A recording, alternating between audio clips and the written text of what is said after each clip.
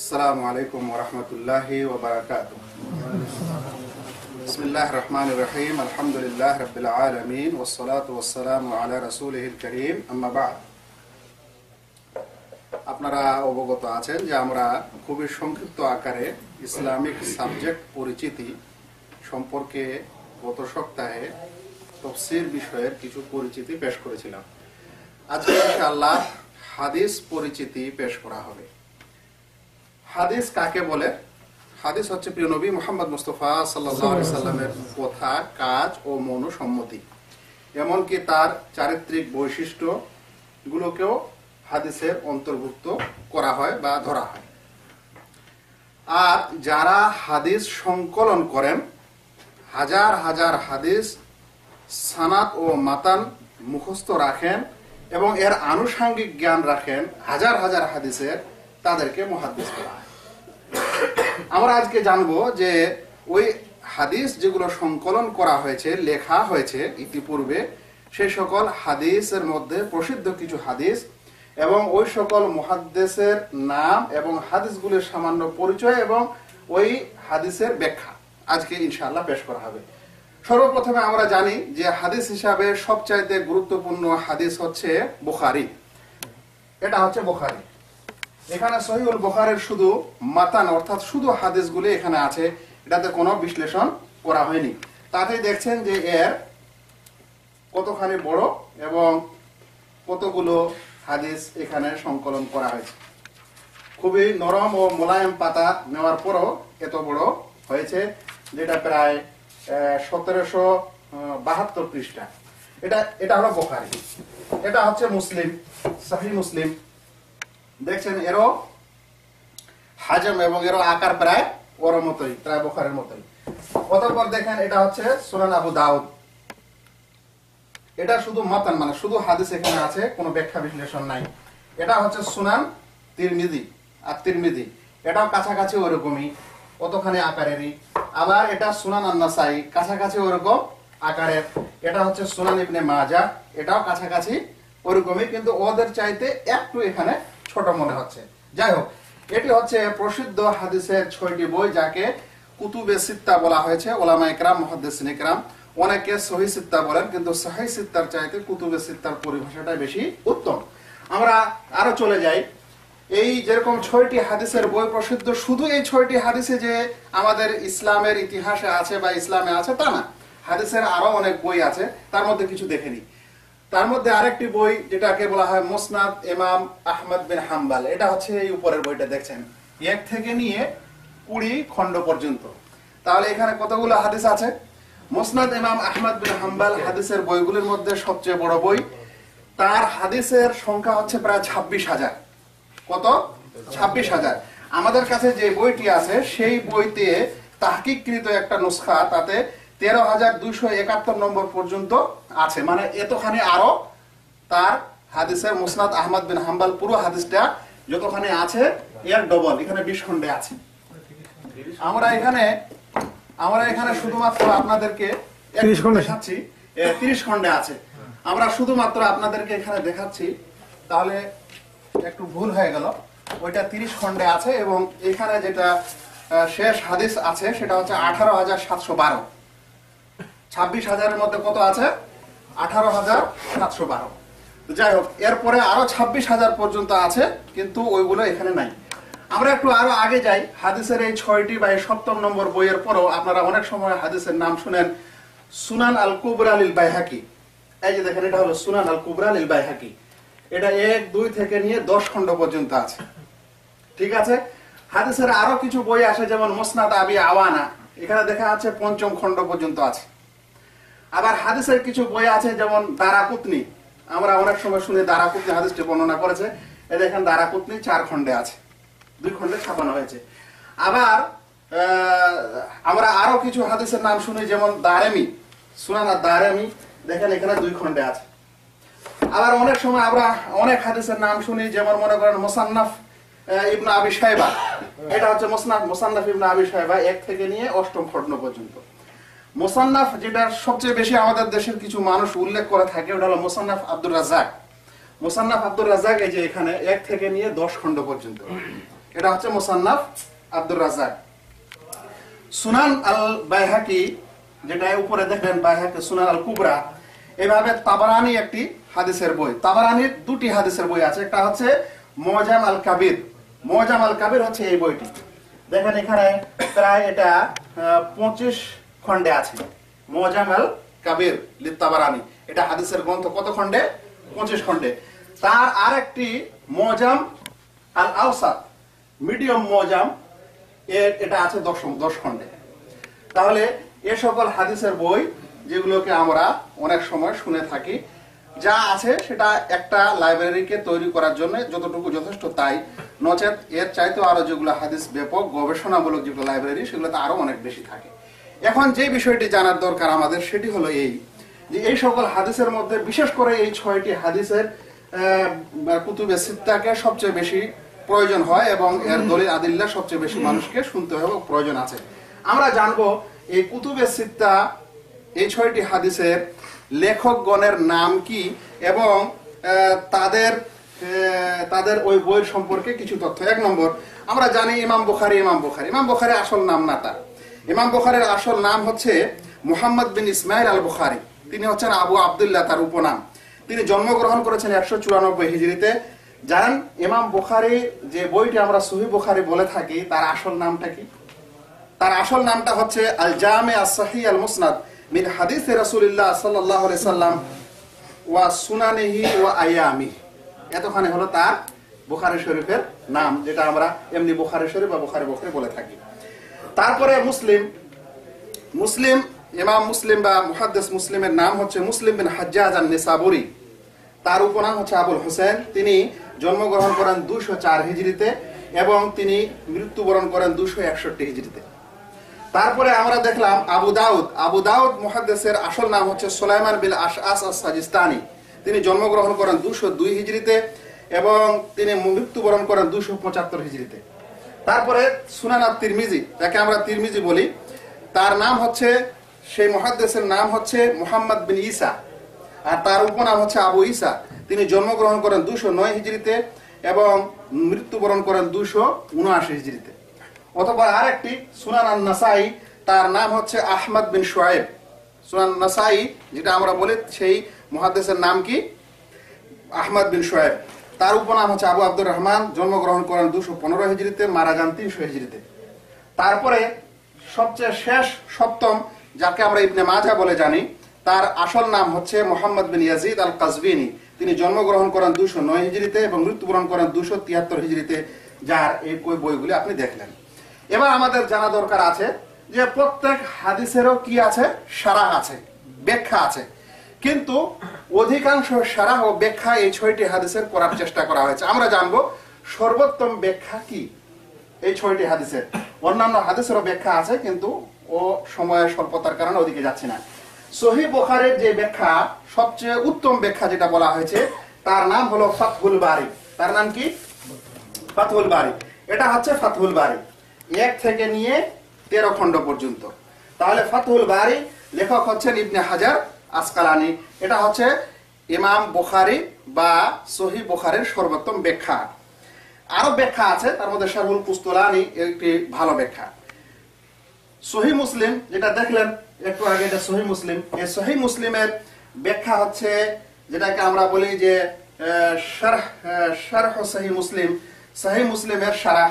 আর সেটা হচ্ছে এই সহিহ মুসলিমের শারাহ, যেটা প্রায় 9 খণ্ডে আছে। আর লেখক হচ্ছেন, শারাহকারী হচ্ছেন ইমাম নববী, যার আসল নাম হচ্ছে আল মিনহাজ। এবার আবু দাউদের উত্তম ব্যাখ্যা, যেটা পূর্ণ ব্যাখ্যা হিসেবে প্রকাশ হয়েছে এবং পাওয়া যায়, তার নাম হলো আউনুল মাবুদ। লেখক হচ্ছেন আল আদিম আবাদি। এটা 14 খণ্ডে আছে। এটা হচ্ছে আউনুল মাবুদ, আবু দাউদের ব্যাখ্যা। এরপর তিরমিজির ব্যাখ্যা হচ্ছে তুহফাতুল আহওয়াজি, যেটা পূর্ণ একটি ব্যাখ্যা, আর সেটা হচ্ছে এই বই, এখান থেকে নিয়ে এই পর্যন্ত 11 খণ্ডে।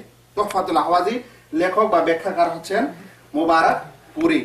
এইভাবে সুনান নাসাই এবং ইবনে মাজাহ, এই দুইটি বইয়ের এরকম বিশ্লেষণ আকারে ব্যাখ্যা পাওয়া যায় না, তবে কাজ চলছে এখনো এই দুইটি বইয়ের পূর্ণ এরকম ব্যাখ্যা, যেমন ফাতুল বারীর এসেছে, অন্যান্য হাদিসের এসেছে এরকম করার চেষ্টা করা হয়েছে, এখনো বাজারে আমার চোখে আসেনি।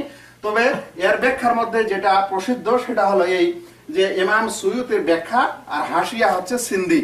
এটা হচ্ছে নাসাই, সুনান নাসাইয়ের এই কয়েকটা খণ্ডে এখানে ব্যাখ্যা ও হাসিয়া লেখা হয়েছে। এটা পুরো ব্যাখ্যা না, হাসিয়া বা টিকা বেশি আছে এটাই।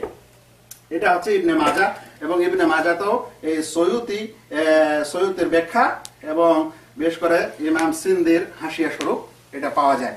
এটা হচ্ছে এই 6টি গ্রন্থের ব্যাখ্যার সম্পর্কে একটি সাধারণ ধারণা। এখন আমরা দুটি কথা আরো বলতে চাই এই বিষয়ে। সেটি হলো এই যে হাদিসগুলির অনেকগুলো নাম আছে, তার মধ্যে এক প্রকারের হাদিসকে বলা হচ্ছে জামে। জামে যেমন ইমাম বুখারী রাহমাতুল্লাহ আলাইহি হাদিসকে বলা হয় আল জামে আস-সাহিহ, এভাবে ইমাম মুসলিমকে বলা হয় জামে আস-সাহিহ, এভাবে তিরমিজিকে বলা হয় আল জামে আস-সাহিহ। যদি কোনো হাদিসের শুরুতে জামে কথাটি থাকে তার মানে হচ্ছে যে ওখানে অনেকগুলো অধ্যায় শামিল, যেগুলো অন্যান্য হাদিসে অতগুলো অধ্যায় ওখানে নেই। সেই সকল অধ্যায়ের মধ্যে বিশেষ করে আকীদার অধ্যায়, আহকামের অধ্যায় এবং রাকায়েক অর্থাৎ জুহুদের অধ্যায়, অতঃপর আদবের অধ্যায়, তাফসীর অধ্যায়, তারিখ অধ্যায়, ফিতান যে গোলযোগ দুনিয়াতে আসছে এবং কিয়ামতের পূর্বে হবে, এই সকল কিছুকে বলা হচ্ছে ফিতনা, এই অধ্যায় এবং মানাকিব ফজিলতের অধ্যায় যে হাদিসগুলোতে আছে সেই সকল হাদিসগুলোকে জামে উপাধি দেওয়া হয়েছে বা জামে নামকরণ করা হয়েছে। আর একটা হাদিসের প্রকার দেখলেন যেমন সুনান আত-তিরমিজি, সুনান আন-নাসাই, সুনান ইবনে মাজাহ, সুনান আবি দাউদ। এই হাদিসগুলোর সামনে কি লেখা আছে? সুনান। সুনান যখন শব্দটি আসবে কোন হাদিসের আগে তখন ভাবতে হবে যে সেই হাদিসগুলিকে যে সংকলন করা হয়েছে, অধ্যায় ও অনুচ্ছেদ যে লেখা হয়েছে, এই অনুচ্ছেদ লেখার নিয়মটি হচ্ছে ফিকহি নিয়মে। কিসের নিয়মে? ফিকহি নিয়মে। মানে ফিকহ লেখার সময় যেমন আহকামের বিষয়গুলি একের পর এক আসে, যেমন তাহারা আসে, সালাহ আসে, তারপরে কি বলে যে যাকাত আসে, এইভাবে যেই নিয়ম ও নিয়মে হাদিসগুলির সংকলন করা হয়, লেখা হয়, সেই হাদিসগুলিকে বলা হয় সুনান। আর একটা হাদিসের নাম আসলো যেমন দেখলেন উপরে আল মুসনাদ আহমদ। মুসনাদ যে হাদিসের নাম হবে, আরো এরকম অনেক মুসনাদ আছে, যেমন মুসনাদ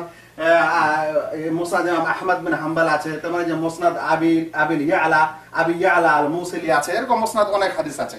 তো মুসনাদ হাদিস, মুসনাদ যদি কথাটি আসে কোন হাদিসের সামনে, তার মানে হয় যে প্রত্যেক রাবীর বর্ণনাগুলো এক জায়গায় করা হয়েছে, প্রত্যেকটা সেপারেটলি, প্রত্যেক রাবীর হাদিস সেপারেটলি যেখানে বর্ণনা করা হয়েছে। মানে ধরেন আবু হুরায়রা রাদিয়াল্লাহু তাআলা আনহু একজন রাবী, তার যতগুলো হাদিস তিনি পেয়েছেন সেগুলোকে এক জায়গায় রেখে দিয়েছেন। অতঃপর ধরে নেন যে উমর রাদিয়াল্লাহু তাআলা আনহু, তাহলে উনার থেকে যতগুলো হাদিস বর্ণনা হয়েছে সেগুলো এক জায়গায় আছে। তো বর্ণনাকারীর নিয়মে হাদিসগুলিকে যারা সাজায় সেই সকল হাদিসকে বলা হয় মুসনাদ। এখন একটি কথা লাস্টে বলে দিই, যেটা না বললে হবে না, সেটা হলো আমাদের দেশে মেশকাত হাদিসকে খুব গুরুত্ব দিয়ে থাকে। মেশকাতে আছে। মেশকাত সত্যিকারে মেশকাতের লেখক এই মুহাদ্দিস না, মানে মুহাদ্দিসের যুগে যেভাবে তারা হাদিস সংকলন করেছেন হাদাসানা বলে, এইভাবে মেশকাতের লেখক হাদিস লিখেননি। তিনি হাদিস, এই সকল হাদিসের গ্রন্থ থেকেই একটা সংকলন করেছেন। তাহলে মেশকাত হলো হাদিসের একটা সংকলিত বই, যেখানে হাদিসের সনদ থাকে না, শুধু আন থাকে, সাহাবীর নাম থাকে, আন আবি হুরায়রা রাদিয়াল্লাহু তাআলা আনহু। এরকম বর্ণনাকে তালিক মুআল্লাক বলা হয়, অর্থাৎ তার পূর্বে সনদ হযফ আছে, সেই সনদ উজ্জ আছে বা সনদ বর্ণনা করা হয়নি। সেই জন্য মেশকাত একটি আসলে হাদিসের সংকলিত বই, সেটা কোনো মূল হাদিসের বই নয়।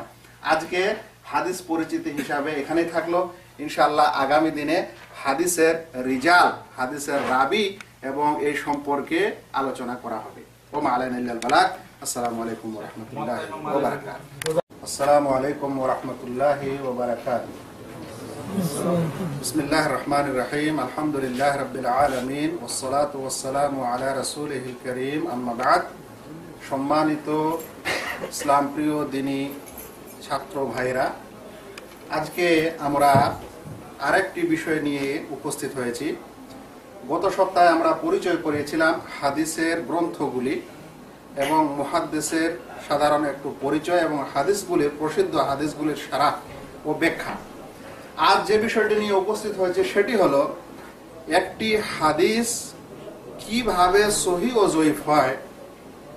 সহিহ, একটা হাদিস সহিহ হওয়া বা জয়ীফ হওয়ার পিছনে যেই জ্ঞানটার প্রয়োজন, সেই জ্ঞানটা সম্পর্কে পরিচয় দিতে, যাকে সাধারণ বাংলায় বলা হয় রিজাল শাস্ত্র বা আসমাউর রিজাল।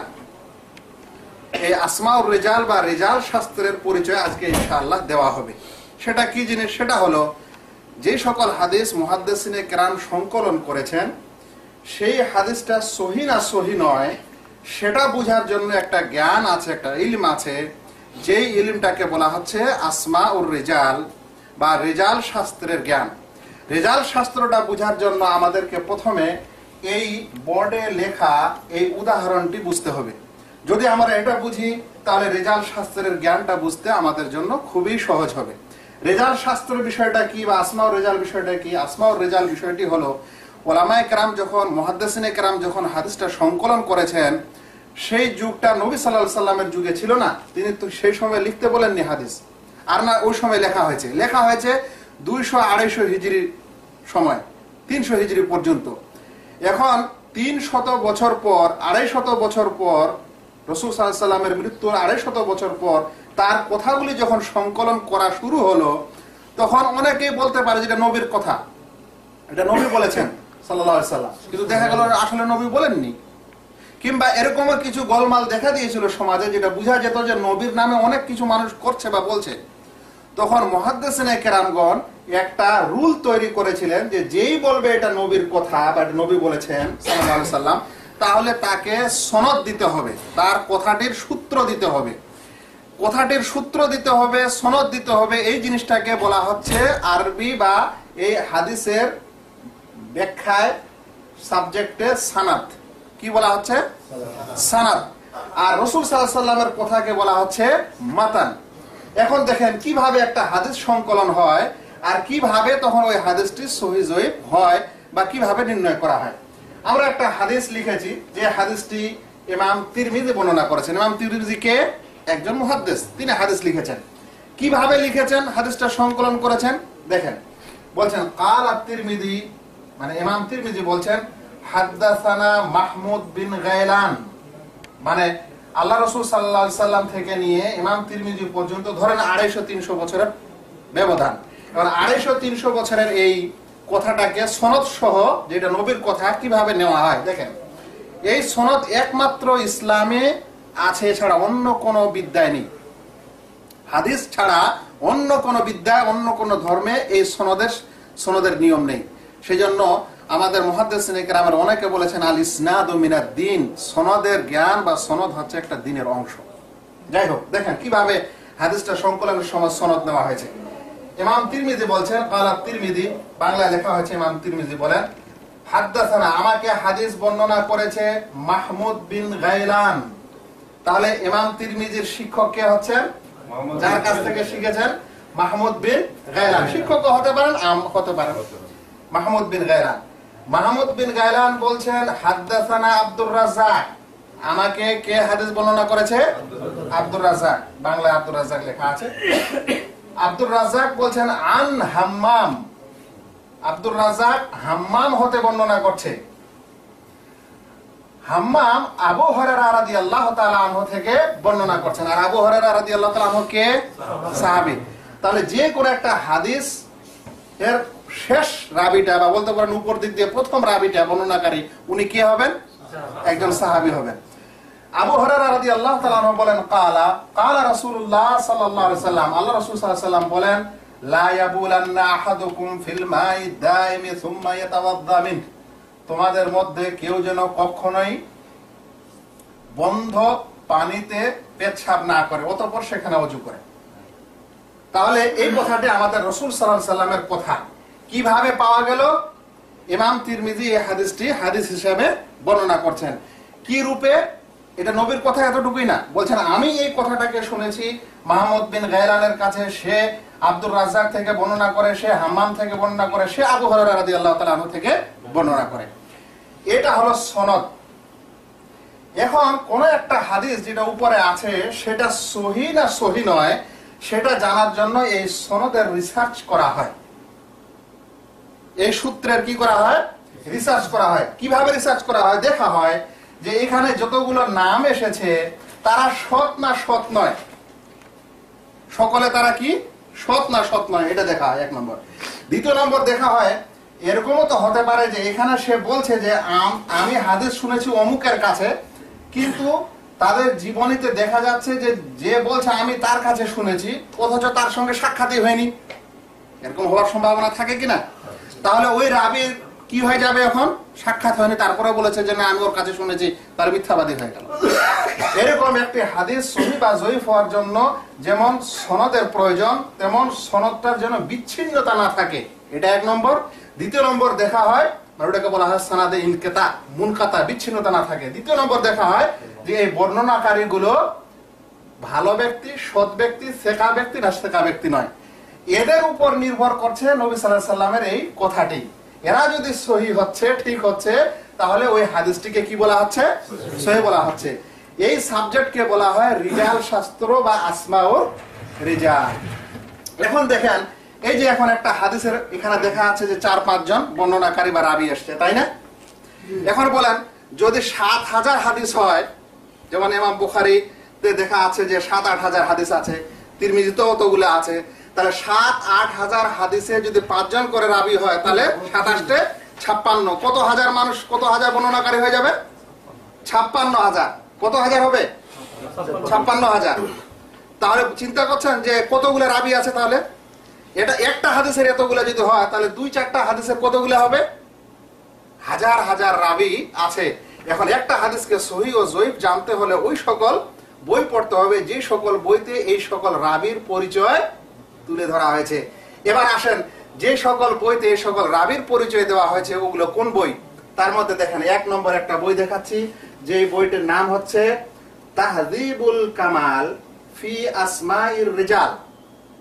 আসমায়ে রিজাল, ওই যে সনদের ওগুলাকে বলা হচ্ছে রিজাল। রিজালের পরিচয়, রিজালের নাম মানে সনদের বর্ণনাকারীদের নাম, তাদের বিষয়ে এই বইটি লেখা আছে। কত খণ্ডে চিন্তা করছেন? লেখক হচ্ছেন ইমাম বিজ্জি। এটা প্রথম খণ্ড থেকে নিয়ে দেখা যাচ্ছে 35 খণ্ড পর্যন্ত। তাহলে একজন মানুষ হাদিসের সহিহ ও জয়ীফ জানার জন্য এটা মৌখিক বিষয় না এর জন্য বিরাট কিছু অধ্যয়নের প্রয়োজন আছে? বিরাট অধ্যয়নের প্রয়োজন আছে। এবং এরকম নয় যে এটা অধ্যয়ন করার মতো না, কারণ ওলামায়ে কেরাম এই বিষয়ে বই লিখে গেছেন। এটা 1 নম্বর দেখলেন 35 খণ্ডে। দেখেন এছাড়াও যে সকল বই আছে যেখানে হাদিসের রাবীদের নাম এবং তাদের পরিচয় পাওয়া যেতে পারে, সেটা হলো একটি সিয়ার ও আলামিন নুবালা। এটা দেখা যাচ্ছে এখানে 25 খণ্ডে আছে। এই বইতে শুধু রাবীর পরিচয় পাওয়া যাবে না, আরো অন্যান্য লেখক এবং অন্যান্য কিছুদেরও পরিচয় পাওয়া যাবে। এবার দেখেন ওর চাইতে সংক্ষিপ্ত আকারে পরিচয়ের জন্য যদি দেখেন এই রাবীদের জীবনী সম্পর্কে, তাহলে সবচাইতে সংক্ষিপ্ত বই হচ্ছে এই বিশেষ করে 6টি বই, বুখারী, মুসলিম, আবু দাউদ, তিরমিজি, ইবনে মাজাহ এবং নাসাই। এই সকল 6টি বইতে যে সকল রাবী এসেছে এবং ইমাম মুয়াত্তা মালিক সহ যে সকল রাবী এসেছে, সেই সকল রাবীর জন্য সবচেয়ে সংক্ষিপ্ত পরিচয়ের বইটির নাম হচ্ছে তাকরিবুত তাহযীব। 1 খণ্ডে ইবনে হাজার আসকালানী রাহমাতুল্লাহ আলাইহি লিখেছেন। কিভাবে এই সকল রাবীদের পরিচয় এখানে দেওয়া হয়েছে? আমরা যে কোনো একটা রাবীর একটা পরিচয় নিই, এটা হচ্ছে সবচেয়ে সংক্ষিপ্ত পরিচয় ওই রাবীগুলোর সম্পর্কে। আমরা দেখছি এখানে লেখা আছে যে একজনের পরিচয় 5935 নম্বর তার রাবীর সংখ্যায় ওই সিরিয়াল দেওয়া হয়েছে, যার নাম হচ্ছে মুহাম্মদ বিন সালেম আল হামাদানি বিশ্বকুন। বলছে সে হচ্ছে আবু সাহাল আল কুফি। তার উপনাম হচ্ছে কি? আবু সাহাল আল কুফি। বলছেন যায়ীফুম মিনাস সাদিসা, সে জয়ীফ, 6ষ্ঠ তবকার বা 6ষ্ঠ স্তরের বর্ণনাকারী।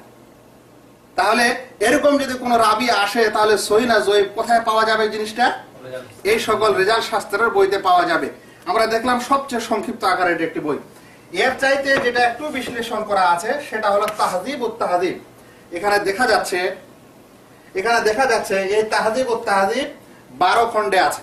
কত খণ্ডে? 12 খণ্ডে। ওটা খুবই সংক্ষিপ্ত। এখানে কি করা হয়েছে?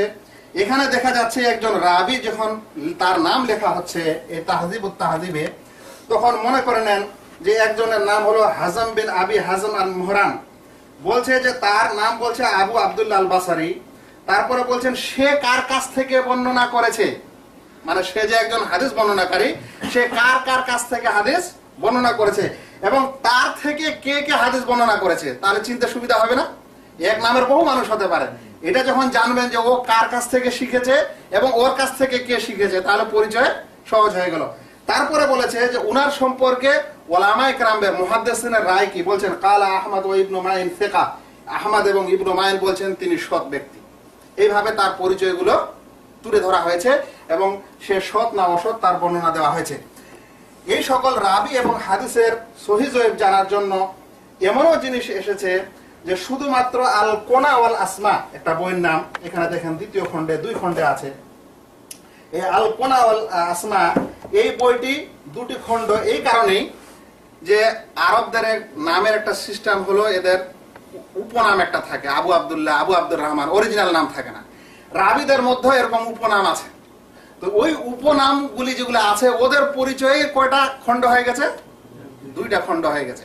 তো আমাদের এই লাইব্রেরিটা কোনো রিসার্চের জন্য লাইব্রেরি নয়, তবে যতটুকু দ্বারা একটা লাইব্রেরিতে কিছু কিছু কাজ চলা যায় এরকম জিনিস, রিসার্চের জন্য আরো ব্যাপক। দেখেন এরপরে আমাদের ওই সকল ওলামা যারা এই বিষয়ে হাদিসটা সহিহ না জয়ীফ রাবিদের পরিচয় তুলে ধরার চেষ্টা করেছেন বা লিখেছেন, শ্রম দিয়েছেন, তার মধ্যে এটি একটি হচ্ছে কিতাবুস সিকাত ইবনে হিব্বান।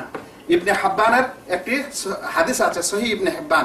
তিনি হচ্ছেন এই সকল রাবিদেরও রেজাল শাস্ত্রেরও একজন পণ্ডিত। তিনার মৃত্যু হয়েছে 354 হিজরিতে। তাহলে আজ থেকে কত বছর পূর্বে? 354 হিজরিতে তার মৃত্যু। তাহলে ওই সময়ও তিনি বই লিখছেন, যে লেখা আছে তার কিতাবুস সিকাত, অর্থাৎ সেকা রাবি, সৎ রাবিদের বর্ণনা। তিনি লিখেছেন 9 খণ্ডে। তারপরে একটা বই দেখেন লেখা আছে আল ইলাল লিদারাকুতনি, ইলাল মানে 10। দারাকুতনি মুহাদ্দিস, তিনি এত পণ্ডিত ছিলেন যে সবচেয়ে বেশি তিনি খেত যে কোন একটা হাদিসের বাহ্যিক দৃষ্টিটা পুরোটাই সহিহ, কিন্তু তাতে কিছু সূক্ষ্ম সূক্ষ্ম দোষ আছে। ভালো ডাক্তার চিনেন না, যিনি মানুষের কিছু আলামত দেখে বুঝতে পারেন যে এর অমুক অসুখ আছে, তো তিনি আর এটা জ্ঞান ছিল যে হাদিসগুলোর মধ্যে কি দোষ ত্রুটি আছে, সূক্ষ্ম সূক্ষ্ম দোষ। তার এই সকল এলাল এবং তার এই দোষ ত্রুটিগুলো রাবিদের সম্পর্কে বর্ণনা করতে গিয়ে 11 খণ্ডে বই হয়েছে। তারপরে আরেকজন জারহ ওয়া তাদিল, তিনি হচ্ছেন রাজি, জারহ ওয়া তাদি আবু হাতিম। কথা হলো যে তারা সকলে এই হাদিসের রাবি এবং হাদিসের রাবিগুলোর সহিহ না জয়ীফ, সেকা না সেকা নয়, সৎ না অসৎ, এ সম্পর্কে তারা আলোচনা করছেন এবং নির্ণয় করে গেছেন যে কোনটা সেকা এবং কে সেকা নয়। এ সম্পর্কে আরো কিছু বই আছে, যে শুধুমাত্র যখন বর্ণনাকারীর পরিচয় আসলে তখন দেখতে পাচ্ছেন যে কিছু সাহাবীর নাম অবশ্যই আসবে, কারণ সাহাবী হচ্ছেন আল্লাহ রাসূল সাল্লাল্লাহু আলাইহি ওয়াসাল্লামের হাদিসকে বর্ণনাকারী। সেই জন্য শুধু সাহাবীর পরিচয়ের জন্য দেখেন লেখা আছে আল ইসাবা ফি তামইজিস সাহাবা, ইবনে হাজার আসকালানী লিখেছেন। দেখেন লেখা আছে উসদুল গাবা, লেখা আছে উসদুল গাবা ফি মারিফাতিস সাহাবা, সাহাবীদের পরিচয় সম্পর্কে এই বই উসদুল গাবা। এরকম বহু, মানে এখানে 1-2টা আপনারা দেখছেন, এরকম বহু বই লেখা আছে। এইভাবে তাবেঈনদের পরিচয় আছে।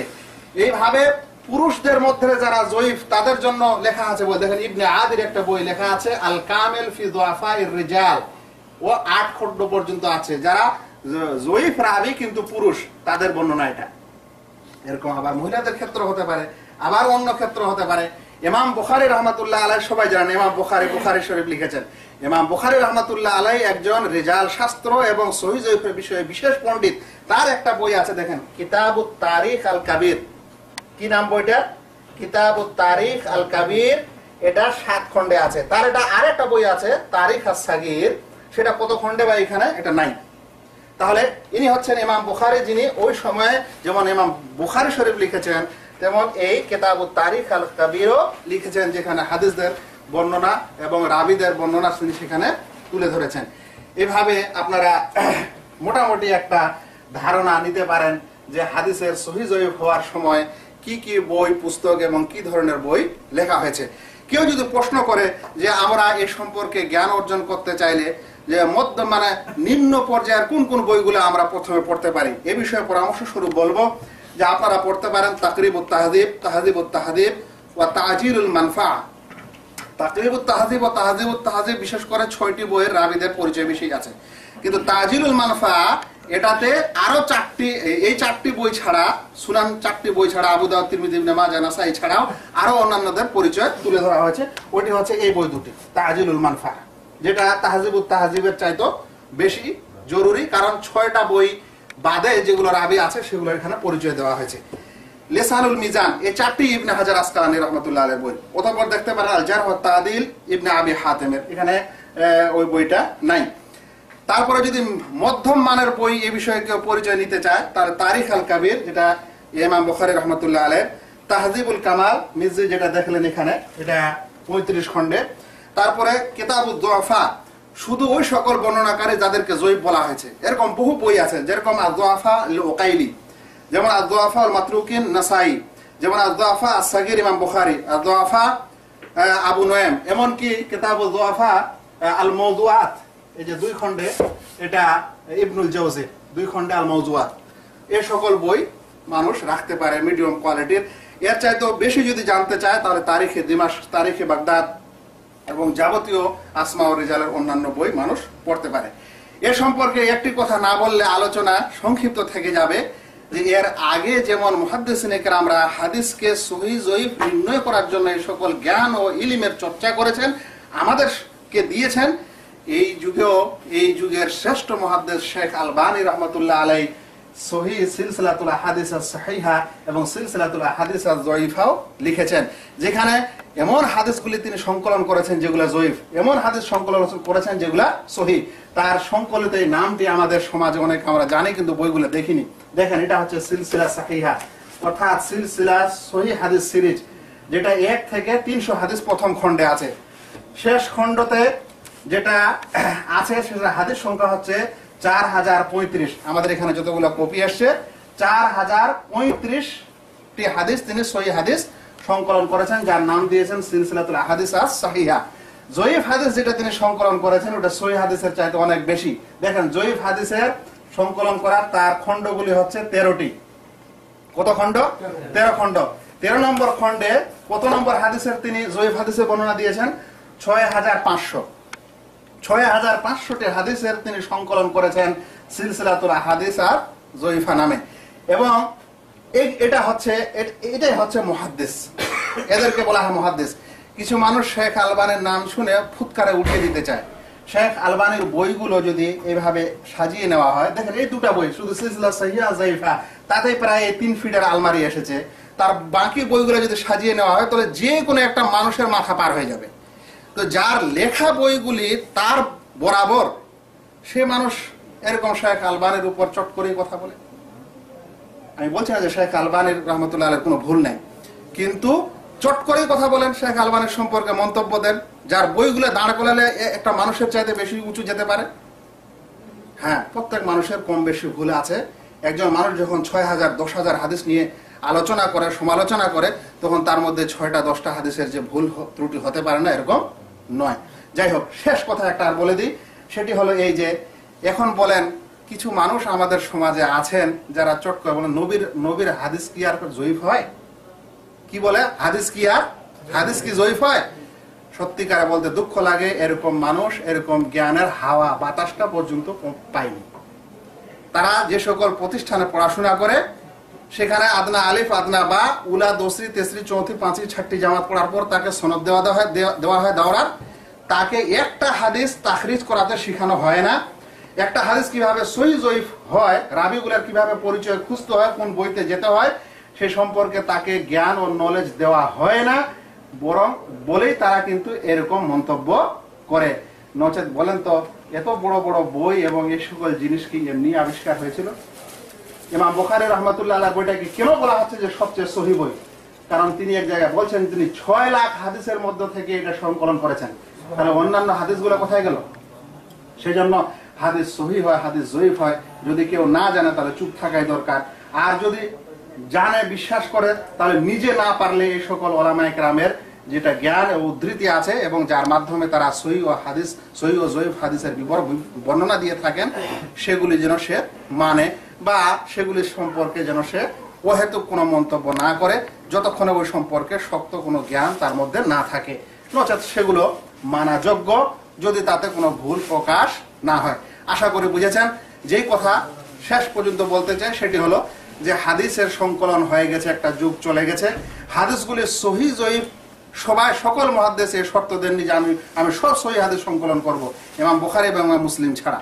এরপরও কিছু যতগুলো হাদিসের বই আছে যেটা আমরা গত সপ্তাহে পড়েছি ও দেখেছি, সেই সকল বইয়ের মধ্যে অনেকেই সহিহ জয়ীফ হাদিস আছে। ওগুলো জানার জন্য এই সকল জ্ঞানের দরকার আছে, যেটা একটা জ্ঞানের সমুদ্র। এতখানি কে যদি জ্ঞান অর্জন করে তাহলে তখন সে কোনো হাদিসের সহিহ জয়ীফ সম্পর্কে কিছু বলতে পারে। এবং আজকের এইটা একটা ধারণা মাত্র, নচেত এখানে আরো অনেক কিছু আছে। আল্লাহ তাআলার কাছে দোয়া করি আল্লাহ যেন আমাদের প্রত্যেক ভাইকে আমাদের এই জ্ঞান অর্জন করার এবং ওলামায়ে কেরামের এই খিদমতকে সম্মান করার এবং তা আগ্রহের সাথে গ্রহণ করার তৌফিক দান করেন। আমিন। ওয়া মা আলাইনা ইল্লাল বালাগ। আসসালামু আলাইকুম ওয়া রাহমাতুল্লাহি ওয়া বারাকাতুহু।